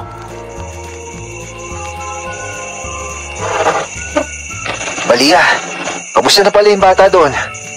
Ayun, medyo tumalab rin yung gamot na nilagay ko nung umalis ako doon. Lumiit-liit na ng konti yung bukol niya sa dibdib. Babalikan ko pa yun bukas dahil buhay pa yung usikan. Usikan? Ano naman yun? Mangkukulam yun. Kailangan matalo ko yun para maalis ang sakit na binigay niya sa bata. Hindi kaya delikado yan sa'yo? Paano kung madamay ka? Huwag kang mag-alala, albularyo ako, Darren. Kaya kong depensahan yung sarili ko sa ganon. Relax ka lang, kaya kong labanan to. Ililigtas ko yung bata na hindi ako nasasaktan. Sa akin lang naman, nag-aalala ako eh. Kawawa naman yung lolo mo kung may mangyari masama sa'yo. Hindi yan. Nga pala, kumusta pala si Isay? Ayun, nakatulog na. Ikaw, bakit hindi ka pa natutulog? Oo nga pala. Palitan natin yung gamot sa sugat mo. Mamaya na, pahinga ka muna dyan. Mahirap yung kaba na nararamdaman mo ngayon. Grabe ka ha? Ganyan na ba yung doktor sa puso? Maingat sa lahat ng puso? Ay, akala naman eh. Kung gusto mo, sa akin mo nalang paalagaan yung puso mo. Ingatan ko talaga yan. O sige ba? Grabe talaga yung kaba ko kanina eh. Baka talagang hindi ako makahinga. Sa totoo lang kahit papano huminaho ng paninikip ng dibdib ko noon dahil sa kaba. Nagawa na rin kasi akong patawanin. Mga siguro 1 oras na pahinga. Naging maayos na ako at siya naman ang inasikaso ko. Napansin niyang naging ayos na ang sugat niya at lumiit na rin ito. Ba, ang bilis nito ah. May magic ka ba? Sa tingin mo talaga may magic ako? Mabilis lang talaga yung paggaling ng sugat kapag puro yung gamot. Yung ginagamit nyo kasi may halo na yan eh. Kaya minsan hindi may iwasan na may nahahalo rin sa katawan ng tao. Pero hindi ko naman sinasabi na mahina yung gamot na pang doktor ha. Wala naman ako iniisip na ganun eh. Iba yung iniisip ko. Ano naman yung iniisip mo? Napapaisip kasi ako. Paano kaya kung magsama yung albularya at saka doktor ano? Ha? Ulitong ligtas siguro yung mga tao na mahawakan nila kung nagtutulungan silang dalawa, di ba? Oo naman. Kung ang pasyente kailangan ng albularya at doktor, maganda talaga yung magiging resulta nun. Swerte yung pasyente kapag nahawakan nating dalawa, no? Tapos ang swerte din natin sa isa't isa, no? Ha? Di ba? Kung magkasakit ka, nandito ako. Akong bahala sa'yo. Tapos kung ako na may magkakasakit, nandiyan ka rin. Ikaw yung bahala sa akin. Oo nga naman. Akala ko may iba pang ibig sabihin eh. May sinasabi ka ba? Wala. Ang sabi ko lang naman, ayos na yung sugat mo. Pwede ka na matulog. Palitan lang tayo ng higaan. Ako nasusupa tapos ikaw na lang tumabi sa anak ko. O kung ayos lang sa'yo, tato tayo dun. Malawak na may higaan mo eh. Naku, wag na. Doon na lang ako sa sofa. Kailangan mo yung higaan na yan para maging komportable ka eh. Ako kasi sanay naman ako matulog kahit saan. Kung alam mo nga lang, bulldog ako sa lugar na to. Bulldog? Anong bulldog? Bantay kasi ako dito. Kung sakaling may kababalagan dito, alerto ako. Di sasamahan kita magbantay. Susog na, magpahinga ka na lang dun. Pero seryoso, malawak yung higaan, kasi yung 3. Hindi mo kailangan magsakripisyo, Malia. Bahay mo to eh, nakikisiksik lang kami dito. Bisita namin kayo, ano ka ba? Kahit na, hindi naman tama na hindi ka natutulog sa sarili mong kwarto. Tsaka mabait naman ako eh. Wala akong ugaling... Oo. Huwag mo na ituloy yan. Hindi ako nag-iisip ng ganyan. Iyon naman pala eh. Eh di doon ka na. Hindi maganda yung pinagdaanan mo kanina. Deserve mo ng maayos na pahinga. Ay, nako. O sige na nga. Doon na ako. Pero hindi ako tatabi sa anak mo kasi maligalig ako matulog ha. Baka mamaya kasi masagi ko yung sugat niya. Eh di sa akin ka tumabi. Ha? Pwede ba yun? Eh kung hindi ka tatabi sa anak ko, sa tingin mo kanino ka tatabi? Oo nga pala no. Oh, kita mo na. Makakailang diba? Doon na nga lang ako sa sofa. Hindi. Ako na lang doon sa sopa. Ako na nga. Eh ako na. Halos hindi matapos-tapos ang usapan namin ganon. Pero sa huli, natulog pa rin kaming tatlo sa loob ng kwarto. Malawak ang higaan, kaya may distansya ako sa kanilang mag-ama. Pero sa gabi ring yun, muli na naman akong nakarinig ng tunog ng aso. Kagabi pa yung ganyan Lagi bang ganyan dito? Hindi naman. Parang ito lang yung magkasunod ng 2 gabi na may ganito. Eh pero sa tingin mo, ano kaya ibig sabihin yan? Ibig sabihin yan may aswang. Aswang? Eh may ganun din dito maliban sa mangkukulam? Oo naman. May kwento kasi yan. May aswang dati nakalaban sila Lolo Amon. Si Lolo Amon kasi, manunugis yun ng aswang noon. At talagang nung nangyari ang huling laban, natalo sila. Pero may hinahanda sila na pumalpak yata. Pinaghahandaan na pumalpak? Oo. Kasi ang sabi, ang anak daw ng pinakamalakas sa lahi nila ang magiging matinding kalaban naming mga albularyo. Pero ang batang yun, wala sa poder nila ngayon eh. Kasi kinuha para ilayo siya sa masamang maging layunin niya paglaki niya. Oh, nasan na yung batang yun ngayon? Ano yan? Parang katulad sa kwento, may propesiya? Hindi naman propesiya yun kasi yung bato ng aswang na pinakamalakas, makahanda na para sa anak ng natirang pinakamalakas na yun. Naiintindihan mo ba yung sinasabi ko? Medyo hindi kasi ako marunong magpaliwanag eh. Parang ganito ba yun?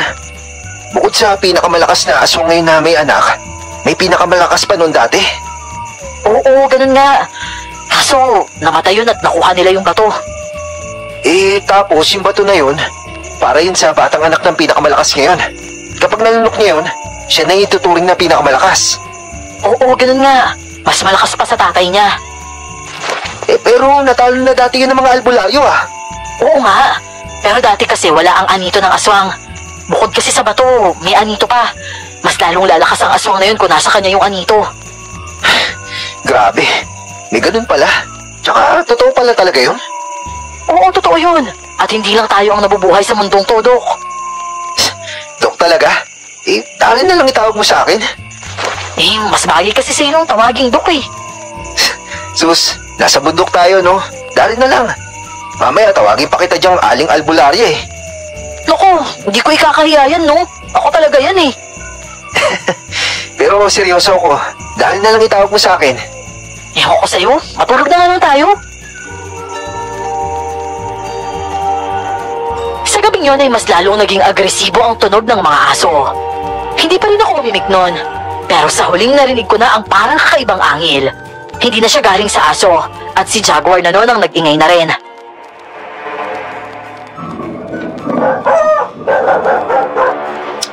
Parang hindi na maganda to Oh, saan ka pupunta? Ba't ka bumangon? Titingnan ko lang yung langis ko sa tokador. Teka nga, nasan ba yung lighter kung may ilaw? Ay, ito pala Sinasabi ko na nga ba, kumukulo yung langis ko Kapag ganyan ba, may hindi maganda nangyayari sa labas? Ibig sabihin nito, may aswang sa labas. Seryoso? Napabangon siya nang sabihin ko yon. Ako naman, bumaba sa higaan at lumabas ng kwarto. Tumayo ako sa gitna ng bahay at pinakiramdaman ang ingay na nauulinigan ko sa labas. Narinig ko rin ang mga kilos ni Darren na tila balak niyang sumunod sa akin. Malia, baka lumabas ka. Kung totoo yung aswang na yun, ibig sabihin malakas yan. Hindi ko nga alam kung bakit parang sa atin napunta tong aswang na to Apo, may aswang sa labas. Mukhang nagmamanman sa atin. Oo nga po, Lolo Dok, balikan mo na lang yung anak mo sa kwarto. Kami nang bahala dito. Oo nga, Dok. Baka mamaya magulat na lang tayo, wala na dun yung anak mo. Balikan mo na lang muna siya dun. Oo, sige. Pero huwag kayong magpapadalos-dalos nga si Darren sa loob ng bahay pero kilos alanganin. Halatang natatakot itong may gagawin kami lalo na ang paglabas ng bahay. Pero si Lolo noon ay kumilos na talaga at kumuha ng kakaibang klaseng ulo ng sibat. Gawa sa bato yun, pero dating kinakatakutan ng mga aswang. At alam kong hanggang ngayon ay maaalarma pa rin ang aswang sa bagay na yon kapag nakita. Lolo, lalabas ka? Oo, nag-iisa lang yun. Subukan niya lang pumalag. Isasamahan na kita. Oo, sige. At saka, pakilagyan mo na walis yung bahay. O sige po, Lolo. Nagdala na lang din ako ng magagamit na armas sakaling bigla akong biglain ng aswang. Nang makalabas kami ni Lolo, dumiretso agad siya sa mga damuhan. Ako naman ay nagpaiwan lang din sa bahay at nagmatiyag. Tila nararamdaman ni Doc Darren ang ginagawa namin, kaya nagtawag ito. Malia, ba't lumabas pa talaga kayo? Kumalma ka lang dyan! Kaya namin to! Hindi ko kasi mapigilan mag-alala eh. Basta't mag-ingat kayo dyan, ha? Basta't isipin mo na lang yung anak mo dyan! Bata yan at mas habulin ng aswang! Kami kasi marunong na kami sa ganito! Alam kong hindi madali sa kanya ang lahat. Pero kailangan niyang magtiwala at yun nga ang ginawa niya. Narinig ko na rin na nagising ang anak niya sa loob. At natakot ito nang sumigaw si Lolo sa di kalayuan. Bakit? Nakita niyo na ba ang alas niyo kaya nagsisimula na naman kayo ngayon? Kung ganun nga, sige, iharap niyo sa amin yon. Hindi kami natatakot sa aniton yung buko. Ano? Umalis ka na lang kung natatakot ka! Malia, sinula amo niyo na. Oo! Ganyan yung paraan niya para matakot sa kanya yung aswang! Huwag kang dumungaw sa bintana, ha? Papa, natatakot po ako. Sabi po kasi ni Yaya, totoo po yung aswang eh. Ihiyaan mo lang yung yaya mo.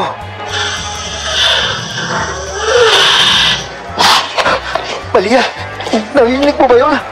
Oo, huwag kang mag-alala dyan! Huwag ako yung takutin mo, aswang!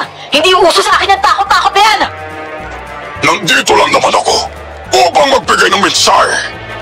Malapit ko na kayong mapuksa. Mahinang albularya! Talaga ba, Dante? Tingnan natin kung ganon. Iharap mo sa amin ang pinagmamalaki mong tagapagmana! Maghintay ka lang! Malia, sino yung kausap niyo dyan? Ba't ganyan yung boses nun? Papa, baka aswang po yun! Napakabango ng amoy ng bata! Hoy, aswang!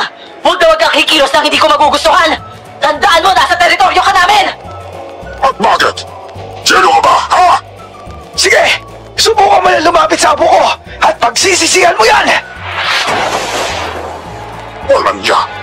Ayun na naman ang usok! Ano, aswang? Paano kaya kung patayin ka na lang namin ngayon mismo? Hindi ka na nararapat magpakawalan! Magkikita tayo! Ano yung sinabi mo sa akin? Ha! Simpleng asin lang yan! Kaya ka lang naman nasaktan dahil mahina ka! Higit sa lahat wala kang utak! Dahil kung meron man, hindi ka sumugod dito mag-isa! Talagang babalikan ko kayo dahil dito! Hindi na kita hahayaang makalis! Hayop ka! Ang sakit ng patalim mo! Simulan mo na magsisi ngayon sa pagpunta mo dito! Sige lang, apo! Saksakin mo sa dyan at pauusukan mo na rin yan! Bitawan niyo ako! Aray ko, Lolo! Malia! Hayop ka talaga! Aswang ka! Malia! Ano? Ayos ka lang ba dyan? Kahit anong mangyari doon, huwag kayo lalabas! Diyan lang kayo, doktor! Huwag kayong mag-alala sa amin! Aray ko! Lo! Ito sa'yo, aswang ka! Lo! Makakawala siya! Hindi niyo ako kaya ngayon! Lumayo kayo sa akin! Namilipit ako sa sakit nang tumilapon ako sa isang hampas lang ng braso niya. Tumama kasi ako sa kulungan ng mga manok. Samantalang si Lolo ay naririnig ang mga daing niya malapit sa tarog. Mabilis na umalis doon ang aswang at kahit anong pilit kong makabangon, para habulin siya, pero hindi na talaga kaya.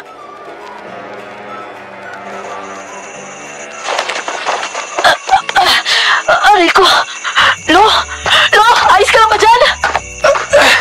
Oo! Ayos lang ako! Malia! Hindi na ako makatiis. Lalabas na talaga ako! Hindi! Aray! Di talaga! Huwag mong mong iwan yung anak mo! Huwag mo rin siyang ilalabas! Pero ano gagawin ko? Mukhang hindi na kaya ayos yan. Hindi naman pwede wala akong gagawin dito. Papasok na kami! Huwag na kayo lumabas! Aray ko! Ang hapdi talaga ng kukunasong na yun! Marami ka bang sugat, Lo? Hindi naman. Ikaw ba? Ayos lang po ako. Sinikap kong makatayo noon at tinulungan din si Lolo. Naririnig ko na ang mga yabag ni Doc Darren sa loob ng bahay kasama ng anak niya. At tila nakaabang na ang mga ito sa pintuan. Hindi nga ako nagkamali nang buksan ko ang pinto at nandun nga sila. Nakayakap ang anak niya sa bewang niya. Ano? Ayos pa kayo ng lagay na yan? Seryoso ba kayo? Ang dami-dami niyo sugat eh. Pasensya ka na, Doc. Nakasaksi ka pa ng mga ganitong klaseng pangyayari. Anak mo, baka kasi mapaano eh. Hindi rin po siya mapakali. Upo po kayo. Hindi. Huwag mo nang pilitin yung sarili mo. Yung anak mo, hindi ba okay yan? Aray! Ako na lang ang aalalay kay Lolo, Doc. Si Isay na muna. Ibalik mo na lang siya muna dun sa higaan niya.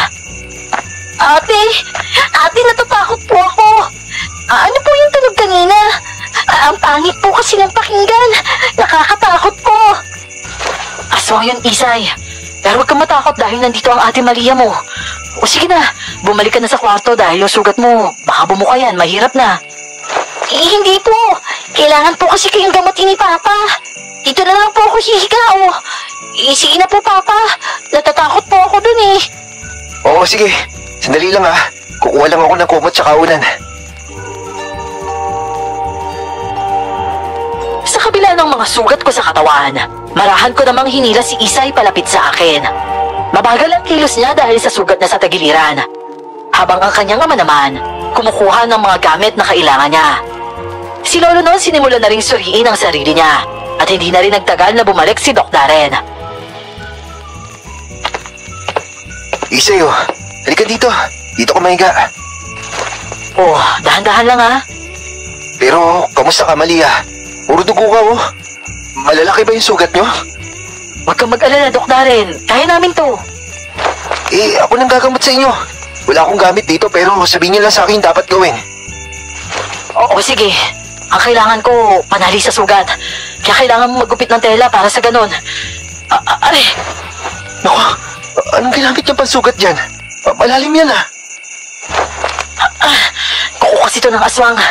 Masakit to kaysa sa normal na mga sugat. Tapos sinabi mo ayos lang? Sa'yo, Polo.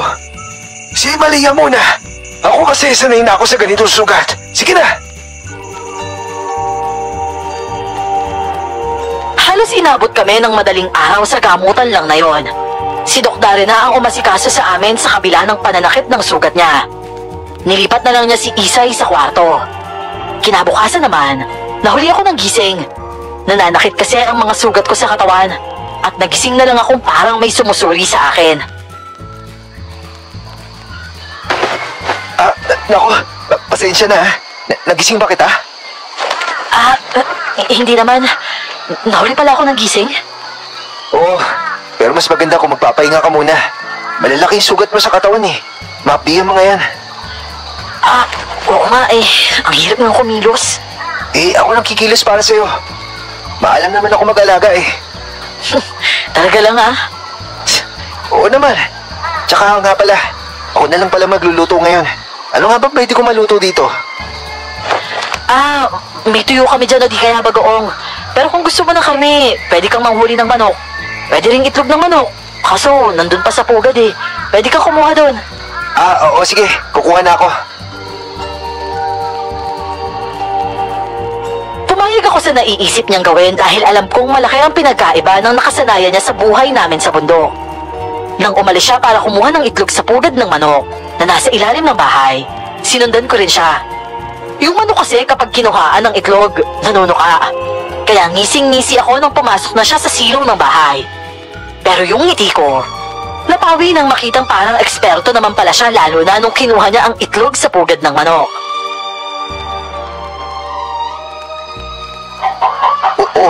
Kumalma ka lang ha.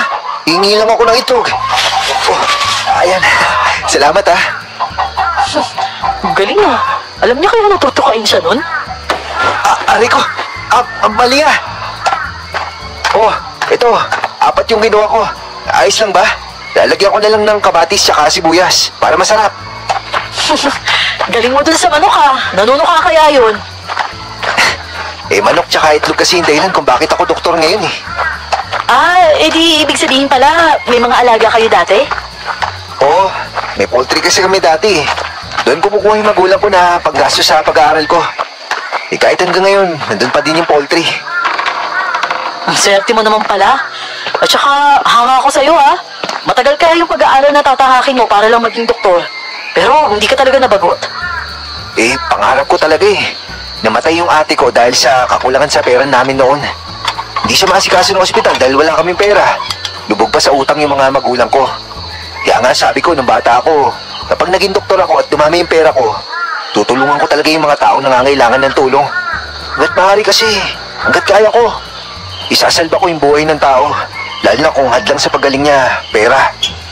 Ay, oo nga eh. Ganyan naman kasi talaga sa ibang ospital. Kung wala ka talagang pera, patay ka. Pero bilang doktor, masakit yun para sa akin ha. Lalo na kung yun yung patakaran ng ospital na pinagtatrabahuan mo. At maswerte kang tao kung napunta ka sa ospital na may pakialam talaga sa buhay. Kasi gagamutin nila talaga yung taong may sakit eh, kahit wala tong pambayad na salapi. Kung mayaman nga lang talaga ako, magpapatayo talaga ako ng ospital na may ganun patakaran. Kaso, malulugi ka naman nun. Pero nakasalba ka naman ng buhay. Alin ba yung mas mahalaga, di ba? Yung pera kasi, sapat na sa akin yung nakakakain ako ng 3 beses sa isang araw. At meron kami maayos na damit ng anak ko. At saka hindi ako nagdoktor para sa pera. Nagdoktor ako para bigyan ng pag-asa yung ibang nasa katulad ng kalagayan namin noon. Nawala yung ate ko dahil kulang kami sa pera. Pasensya na napakwento ko na mahaba ah. Lulutuin ko na pala to. Dadagdagan ko na lang ng tuyo para masarap. Kumakain ka talaga nun?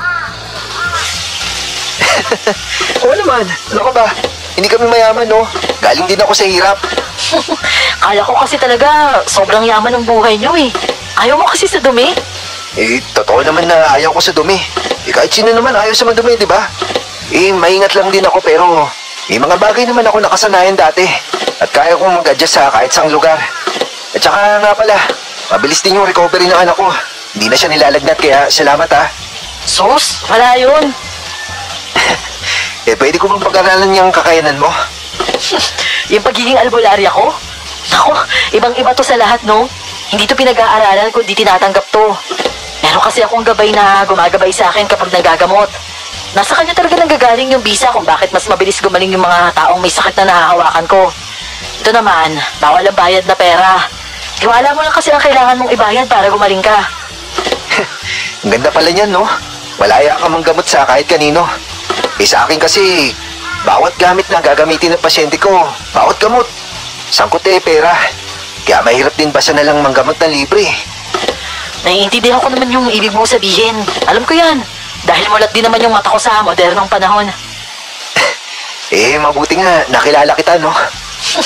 Sus, huwag kang ganyan. Baka bigla mo maisipang asawahin ako. Sige ka.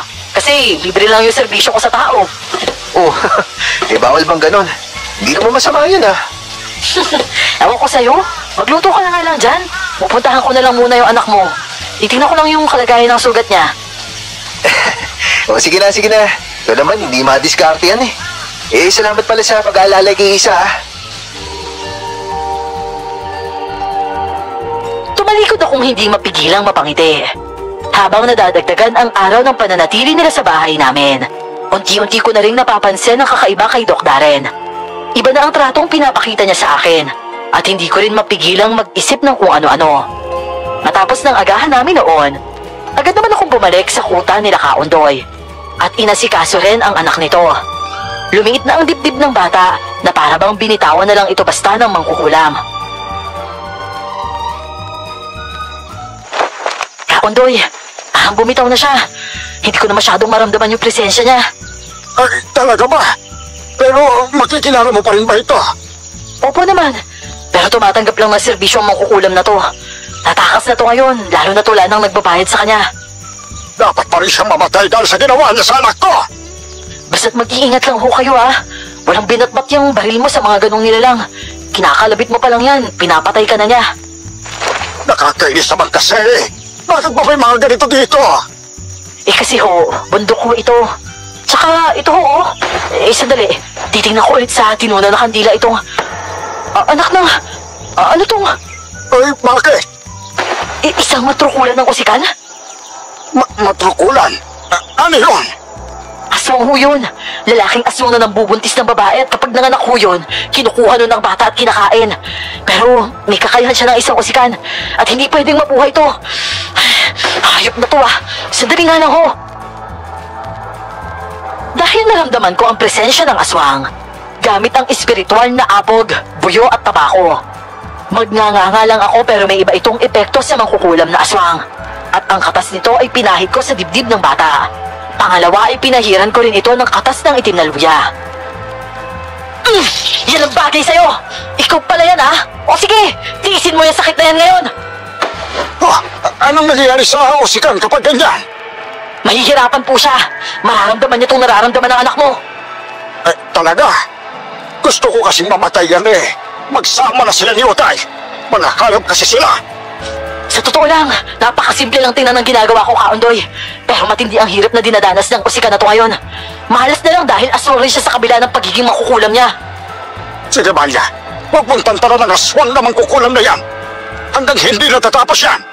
Kung kaya mo, alamin mo kung nasaan ngayon yan. At pupuntahan ko talaga. Anak ng... bakit? Ano nangyari? 3 oras makalipas, magiging ayos na ng tuluyan yung anak nyo. Bumitaw na talaga siya. Nararamdaman niya kasing ako to. Ibig sabihin, hindi na natin siya matutunton. Wag ho kayong mag-alala, Kaundoy. Babalikan ako ng hayop na yun kaya hihintayin ko siya. Pero ang anak nyo, mamaya masigla na yan at malusog. Nag-iwan kasi ako ng bakas. At oras na atakihin niya ulit yung anak mo, mararamdaman ko. Darating ako kapag gano'n. Sige, maraming salamat Pero handa na akong makipagtulungan, Malia. Sa oras na bumalik yan, nandito lang kami. Gusto ko talagang gumanti. Makakaasa ho kayo, Kaundoy. Aalis na ho muna ako. Puntahan nyo na lang ho ako sa bahay kung sakaling walang nangyari sa kalagayan ng anak nyo. Sige Naku, maraming salamat talaga. Ito, tanggapin mo yan. 20 milyon Naku, Kaundoy, hindi ho pupul yan sa paggagamot ko sa anak mo. Tiwala nyo lang ho, sapat na yun. Itago nyo na lang ho yan para sa inyo. At saka, nga pala, Kaundoy, alam ko na ayaw mong inuutakan ka, pero nasa akin kasi yung mag-ama. Hindi magagawa ni Doc Darren ang pagalingin ng anak mo kasi ako talagang solusyon dyan. Pero kung sakaling may gagawin kang masama sa kanila, babalik ang sakit ng anak mo. Kaya magpatawad ka na lang kung natakasan ka. Ayos lang ba yun, Kaundoy? Ay, naku, ibang klase ka talaga. Oo na, alam ko naman na sa iyo lumapit yung mag-ama na yun At bawal niyo ho silang saktan. Babalik yun sa anak nyo. Oo na nga. Ay, sige na. Maraming salamat ulit Ang importante lang naman sa akin yung anak ko talaga. Maraming salamat din ho, Kaundoy. Alis na po ako.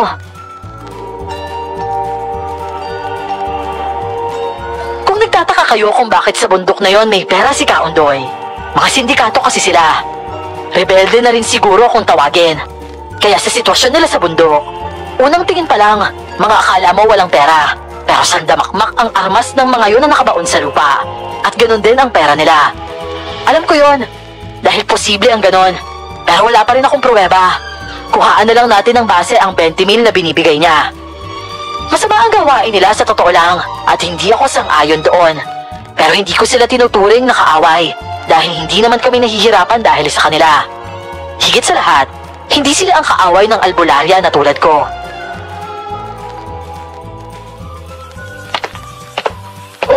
Apo! Kamusta naman yung anak ni Kaundoy? Ayun po, Lolo. Ayos na po siya. Gagaling na po yun. Nga lang, nalaman ko na yung usikan, yung aswang na nakasagupa natin kagabi. Si Dante? Opo, Lo. Siya nga po. Anak ng... Paano magiging usikan na aswang yun? Ano pong malay natin, Lo? Pero sinigurado ko na po yung kaligtasan ng bata. Matatapos na rin ang paghihirap nun. Pero si Kaundoy, gusto kasing makipagtulungan. Mas maigi na rin po yun. Para manginig naman yung walang yang aswang na yun. Oo nga naman. Iba talaga kapag si Kaundoy kinante at wala yung patawad. Alam kaya niya na nandito si Doc Darren? Opo, Lolo. At hindi na po nun masasaktan sila, Doc Darren. Ang importante lang naman po doon, yung paggaling ng anak niya. Eh, dapat lang naman. At mabuti naman kung gano'n. Eh, nakakaawa kasi itong doktor na to eh. Yun na nga po, Lolo eh. Tsaka, malapit na rin naman pong gumaling si Isay. At ganon din po siya. Ang pagtutuunan natin ng pansin, yung aswang na to ngayon. Oo, tama ka. Simula sa araw na yon, talagang ninabangan ko ang pagbalik ng aswang. Alam kong iniinda nun ng malala ang sakit na binigay ko sa kanya. Lalo na't may mga tama pa siya. Isa yan sa rason kung bakit ang bilis niyang umatras sa ulam. Kaya siguro nang sumapit ang gabi, wala talagang nagparamdam. At sa mga sumunod na araw, pumunta sa bahay si Kaundoy at sinabi niyang ayos na raw ang anak niya. Nagtanong rin siya tungkol sa aswang at nasabi ko ngang wala pa. Siguro 3 araw pa ang nakalipas noon at kasama pa rin namin ang mag-ama. Walang paramdam ang aswang at gumagawa na rin kami ng paraan para makauwi sila sa kanila. Pero kasi ang problema, kaya rin hindi sila makaalis. Wala rin dalang cellphone si Doc para may makontak. At ang gastusin papunta sa bayan, lalo na ang pamasahe, yun ang pinag-iipunan namin. At isang araw naman noon, nagpasya silang mag-ama na sumama sa akin sa gubat. Ang galing naman ni Jaguar, Ate Maria. Pakuha niya po itong halaman, oh. Marunong po siyang magbunot. Oo, Maria, ganyan nga si Jaguar kapag kasama ko. Kinukuha niya lahat ng halaman na pwedeng magamit na panggamot. Ibang klase talaga yung aso mo. Isang mo man nakuha yan. Parang iba talaga yan sa lahat ng aso na alam ko. Eh, depende naman siguro sa hilig ng amo kung paano hasain yung kakayahan ng aso. Magagamot ako at hinasa ko yung aso ko, kaya kung ano yung hilig ko, ganun na rin yung hilig niya. Eh, pero mahigit na kaalaman kasi yung tao sa aso. Pero mukha sa aso ka pa umaasa para matukoy isang halaman kung gamot ba to o hindi. Yan kasi yung espesyal sa aso ko. Diba si Jaguar? Basta, mahirap ipaliwanag yung kaalaman niya sa mga halaman. Eh siguro, dahil kapag yung mga aso nagkasakit, kakain lang sila ng halamang gamot sa kanila. Eh, pansin mo ba yun sa isang aso? O sa bagay, oo nga naman no. Eh, teka, may tao yata. Tao? Ayun no. Oo nga po, ate. Sino po ba sila? Para po kasing ang lalansa nila tapos abot po hanggang dito. Eh, kilala mo ba yung mga yan, Malia? Parang hindi okay yung amoy nila eh. Yan yung mga aswang na umatake sa atin kagabi. Sandali lang. Hoy! Dante! Talagang may lakas na loob ka pa magpakita sa akin sa umagang to? Kunin niyo ang bata. Ako na bahala sa albularya na ito. Bata, yung anak ko. Teka, ano kailangan niyo sa anak ko? Dito lang kayo sa likod ko. Kahit anong mangyari, Dok. Ito punyalo. Gamitin mo. Ako na dito sa pisaw. Oo, salamat. Isay, dito ka lang kay Papa ha. Huwag ka lalayo sa akin. Opo, Papa. At saka, natatakot po ako. Hoy, Dante! At bakit mo dinadama itong anak na kasama ko? Wala ka na doon. Kilusa, marami tayo. At isa lang ang kasama ng babaeng ito. Para labanan tayo. Isa lang nga lang. Mukhang mahina pa. Ano ba kailangan mo sa anak ko? Hayop ka! Sigurado ka bang anak mo yan? Anak ko yan! May balat niya sa batok niya! Ano? At ano kinalaman ng balat na anak ko sa interes niyo? Papa! Papa, natatakot po ako. Dahil anak ko yan! Ako ang tatay ng bata niyan! Hindi yan sa'yo! At alam mo yan! Ano bang pinagsasasabi mo? Anak ko si Isay. Ako lang ang tatay niyan. At hindi yung halimaw na katulad mo. Lumayo ka sa amin! At huwag mo akong galitin. Ibigay mo sa akin ang anak ko! Anak na! Dok, totoo ba yan? Anak mo ba talaga si Isay? Sa akin man siya nang galing o hindi, anak ko pa rin siya. At walang kukuha sa kanya kahit sino. Mahaba kasi ang buhok ng bata kaya minsan hindi ko nakita ang balat sa batok niya. Lalo na't si Doc Darren pa rin ang nagsusuklay ng buhok nito. Kaya kahit kaunting silip lang sa batok ng bata, hindi ko nagawa. At noon lang talaga dahil hinila ko ang bata nang hawakan ito ng mga kasama ni Dante. Nagawa kong hawiin ang buhok nito at tiningnan ang balat nito sa batok. Yun na nga ang batang yon, kaya naniniwala na ako sa sinabi ni Dante. At doon ako mas nagpursige na huwag ibigay ang bata. Akin ang bata! Hindi! Wala kang batang makukuha sa akin! Tigilan niyo yung anak ko! Walang iyak. May abilidad yung lalaki. Pagtulungan niyo na! Doon ko rin nakita na lumaban si Doc Darren. May abilidad nga siya. Siguro kaya lang siya nahuli nila Kaundoy noon dahil sa baril na hawak nila. Ako naman noon, mas pinoprotektahan ko si Isay hanggang sa may 3 putok ng baril na umalingaw-ngaw sa buong paligid. Hantalan niyo sila! Kaundoy! Itong aswang na to! Siya yung naglagay ng sakit sa anak ko! Hayop ka talaga! Magsanib puwersa sa mga nyo! Siya pala, ha? Mamatay ka ngayon! Atas mula! Babalikan namin kayo, Amalia! Babalikan namin ang anak ko! Papa! Hindi ko naman siya papa, pero bakit tinatawag akong anak ng pangit na yun? Malayo ka pa, ha? Magkano ba yung binayad sa'yo ni Utay? Para saktan ng anak kong hayop ka! Hayop! Natamaan ako!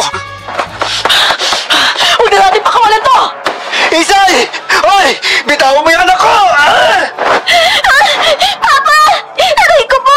Yung braso ko po mababali na! Aray! Isay! Hoy! Bitawan mo siya! Yan yung bagay sa'yo! Tara ka ng kutsilo kahit nasa taong anyo ka! Dahil halatang halata sa lansa mo kung ano ka talaga! Walang yaka! Wala ka sa loob mo sumugod dito ng umaga, Dante! Nag-iisip ka ba talaga? Pagsisisihan niyo ang ginawa niyo ngayon! Papatayin ko kayong lahat sa kulam! Gumamit siya ng kakayahan para manghina ang pakiramdam namin noon. Pero hindi ito masyadong tumalab sa amin ni Lolo at sa mag-ama. Pero sa grupo ni Kaundoy at sa kanya, tumalab ito.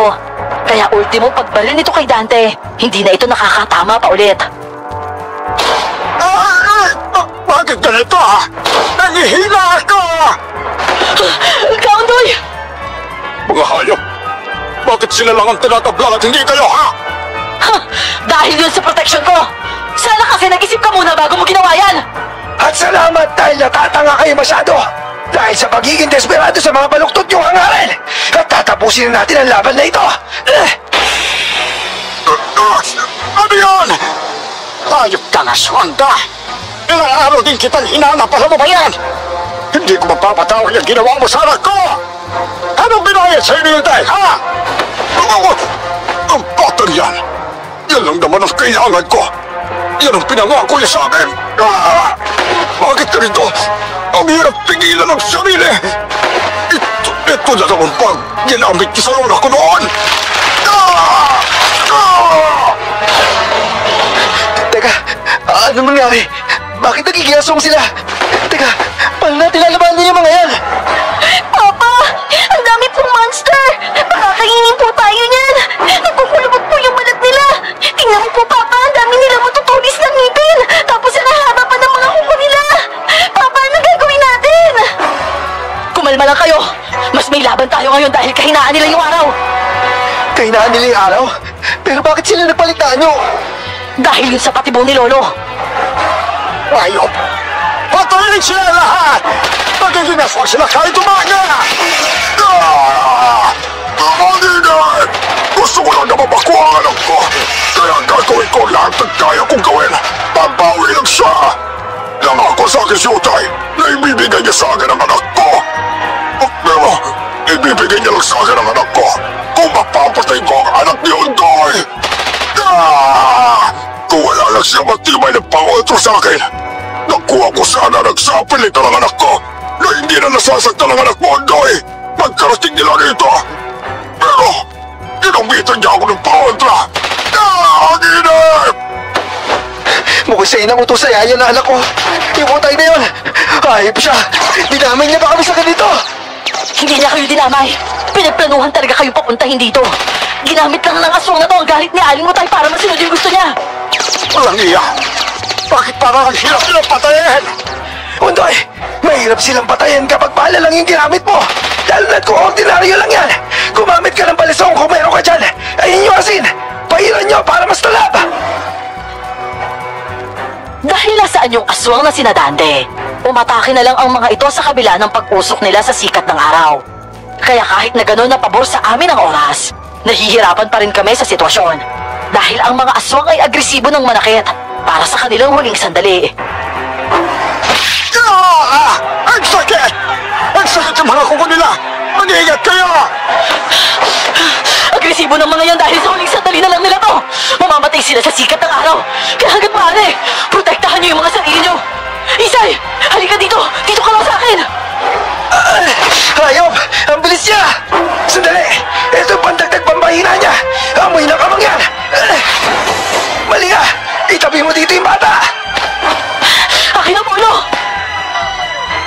Pero nang ihagis niya sa akin ang saradong bao na may kamangyan, tinabig ito ng isa pang aswang. Kaya lumipad dito palayo sa amin at inatake kami ng isa. Mali ka! Papa! Doktoran! Hindi pwedeng ako lang mamatay!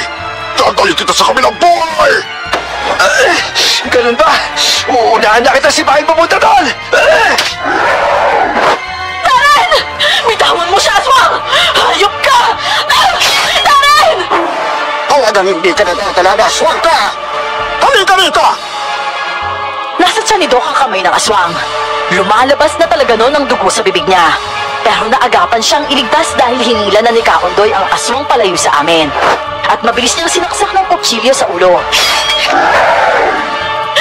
Papa! Papa! Isay! Anak! Doktoran! Dok, kaya mo yan! Doc! Natutunaw na ang aswang sa araw! Patay na itong isa. Ayos lang ba siya? Kailangan ko si Jaguar! Jaguar! Jaguar, nasa ka na? Ayun! Nilalapad niya sa aswang! Jaguar! Kailangan namin ng tulong mo!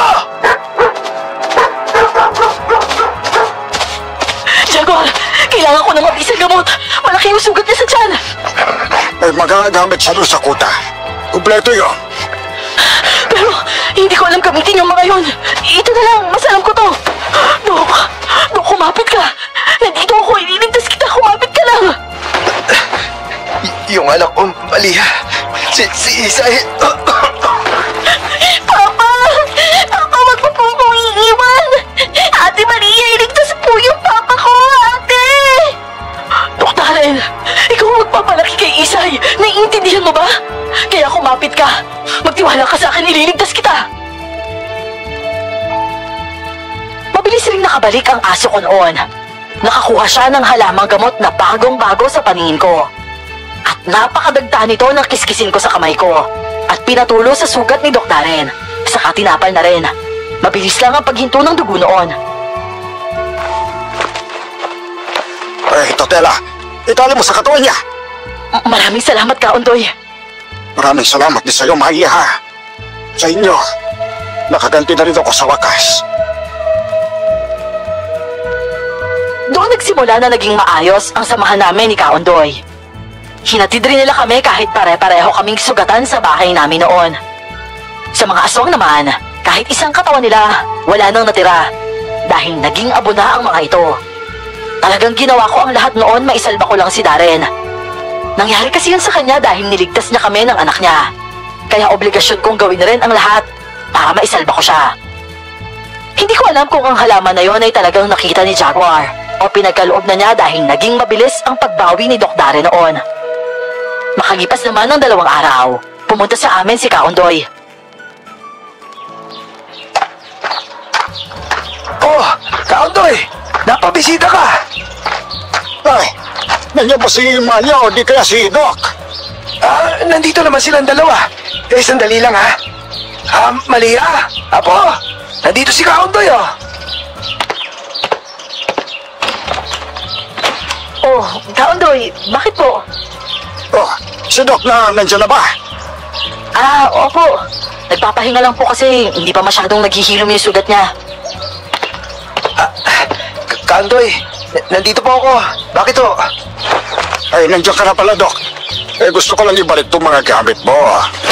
At siyempre, gusto ko rin humingi ng pasensya sa mga nagawa namin sa'yo ng anak mo, ha? Alam kong masyado ng malaki ang atraso mo sa trabaho mo dahil sa amin. Naglaan na rin ako ng pera dyan para naman may magamit kayo sa pagbabalik ninyo sa lugar ninyo mismo. Hindi ko na kasi alam kung paano talaga ako makakabawi o kaya makahingi ng tawad. At pera lang ang nakikita kong paraan talaga. Hayaan nyo na ho. Marami namang magandang resulta yung nagawa nyo eh. May karapatan ako magalit pero mas maigi na sigurong hindi. Marami na rin kasi ako aral na natutunan dito eh. Tsaka isa pa, nakabawi ka na. Niligtas mo din yung buhay ko. Malaking bagay na rin yun. Ay, talaga ba? Naku, maraming salamat kung ganon. Ito po. At Amalia, maraming salamat ulit ha. Napakaayos ng anak ko ngayon, sa totoo lang. Pasensya na, yun doon sa nagawa kong pagpatay kay Utay na nasa harapan mo pa mismo ha. Ikaw yung tao na kilalang kilala ko bilang masama. Pero hindi ka talaga nag-aatubiling tulungan ako. Ganon rin po sa'yo, Mang Amon. Naku, maraming salamat din sa'yo ha. Tayo-tayo lang naman yun nandito. Sino pa bang magtutulungan, hindi ba? Oo nga naman. Okay, paano? Yan lang talagang sadya ko dito. Gusto ko na bago iwanan ni Doc ang lugar na ito, nakahingi naman sana ako ng pasensya. Maraming salamat din po sa pagtulong ha. Bukas din naman po yung kaisipan ko kaya natutuwa ako dyan sa ginagawa nyo ngayon. Pinatunayan niya lang na hindi lahat ng masama sa tingin ng lahat habang buhay ng masama yun. Oo, kanya-kanyang diskarte lang kasi yun sa paghahanap buhay. Ito yung hanap buhay namin kaya ito kami. Kaya Doc, kahit papano, maraming salamat din ha. Alam kong sa kabila ng ginawa namin gusto mo pa rin tulungan ang anak ko. Ganun mo talaga yung dedikasyon ko sa buhay. Kaya sige ho, mag-ingat po kayo ha.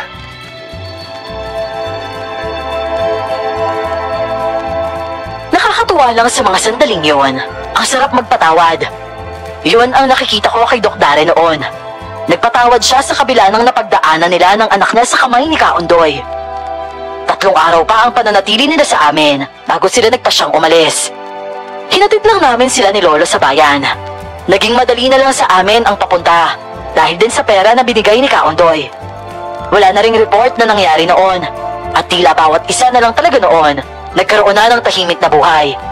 Hanggang sa makalipas ang 2 linggo, hindi ko inasahan ang pagbabalik niya.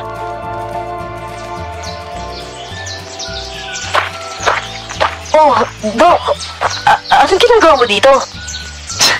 Namiss kita Nanibago ako na malala nang makauwi ako sa amin. Pakiramdam ko parang may kulang At nandito yung kulang. Oh, para sa'yo pala Hala, bulaklak? Ang ganda naman ng pagkakagawa nito, tsaka bango pa. Para sa akin talaga to? Para sa naman? Oh, si Doc pala yan. Aba, bakit may ipabulaklak si Doktor? Magandang araw po, Lolo Amon. Hulaan ko. Gusto mo manligaw sa apo ko, ano? Hala, si Lolo naman. Mali mo nagpapasalamat lang. Oo. Sana nga po pumayag kayo Sinasabi ko na nga ba? Wala problema yon. Ayos na ayos sa akin yan. Kaya maiwan ko muna kayo dyan ha. Doon lang ako. Malayo sa inyo yung hindi ko kayo naririnig. Hala naman kayo, hoy. Teka nga po, Lo. Psst, hoy. Ikaw, ano pinagsasabi mo? Ano maniligaw? Teka lang ha. Huwag naman ganyan. Mabilis akong mahiya Hoy, ano ba yan? Hindi ko sanay dalaga ka na. Kaya pwede ka na sa ganito. Kaya manliligaw na ako ha.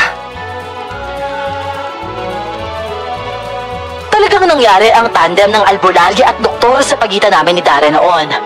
Siya rin kasi ang naging kasama ko sa buhay ngayon. At sa ngayon, Miss Clar, maniwala man kayo o hindi, kasama pa rin si Jaguar, pero talagang matanda na siya. Siya yung taga-protekta ng anak namin na nagsisimula pa lang maglakad. At ang kwentong ito, hindi lang tungkol sa aming mag-asawa, kundi kay Jaguar na rin. Kahit kasi aso siya, gusto kong sabihin sa kanya na maraming salamat sa lahat ng tulong na naibigay niya. At sa pagpaparamdam din sa pamilya ko na kahit anong mangyari, lagi lang siyang nandyan. Kung gaano mo kami kamahal, Jaguar, syempre, ganun na rin kami sa'yo. Dito ko na lang po tatapusin ang aking kwento. Maraming salamat po sa pag-ere nito. Ako po muli ito, si Malia, lubos na gumagalang.